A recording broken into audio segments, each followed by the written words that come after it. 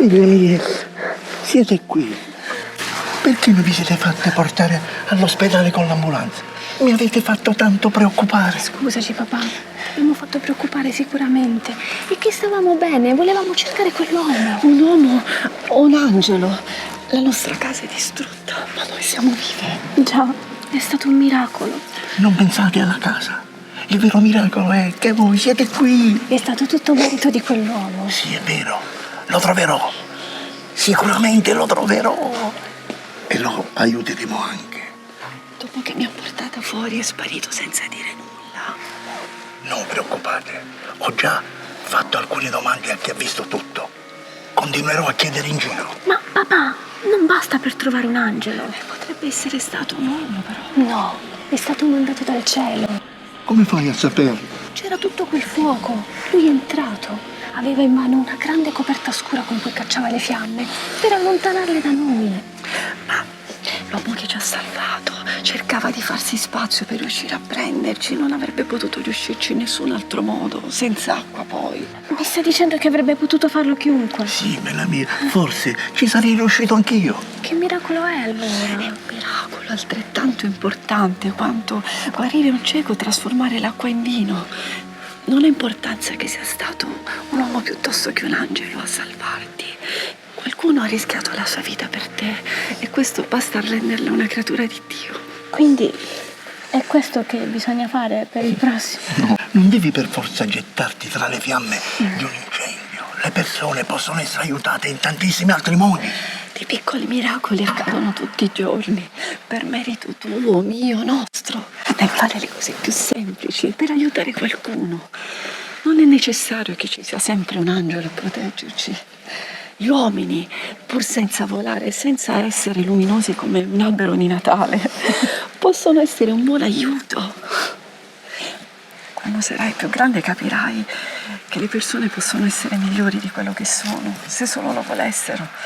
Ma Dio sa anche però che non è sempre facile volerlo. Forse ho capito. Certo che è strano. Cosa è strana? Perché quell'uomo è andato via senza neanche aspettare che lo ringraziassimo. Ascolta, tu conosci il santo che dà il nome a questa bella basilica? Sì, San Nicola.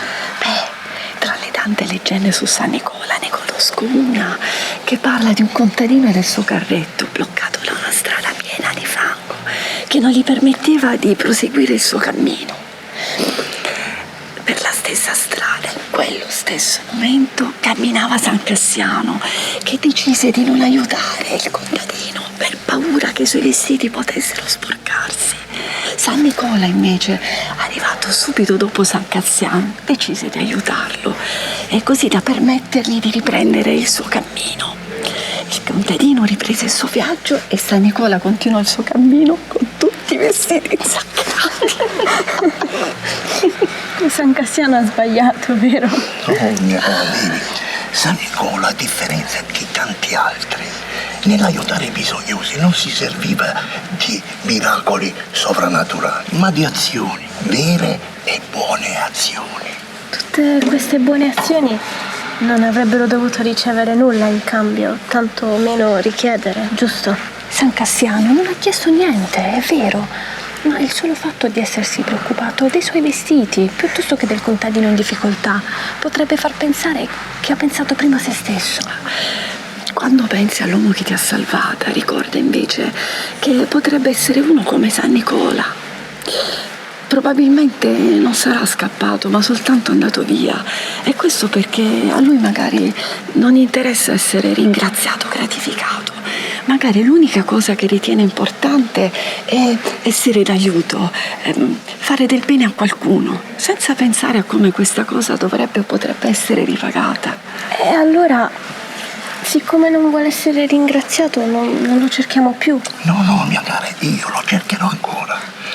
Ma voglio capire chi è che vi ha salvato la vita. Forse lo troveremo ancora, magari sarà in difficoltà e lo aiuteremo. Ascoltate, se veramente volete aiutare qualcuno in difficoltà, non c'è bisogno di aspettare che la casa vada a fuoco. Basta che vi guardiate intorno e vi accorgerete che nel mondo c'è sempre qualcuno in difficoltà. Ebbene, e sarà facile anche incontrarlo. Quando lo incontreremo dimostreremo. Sarà il nostro turno.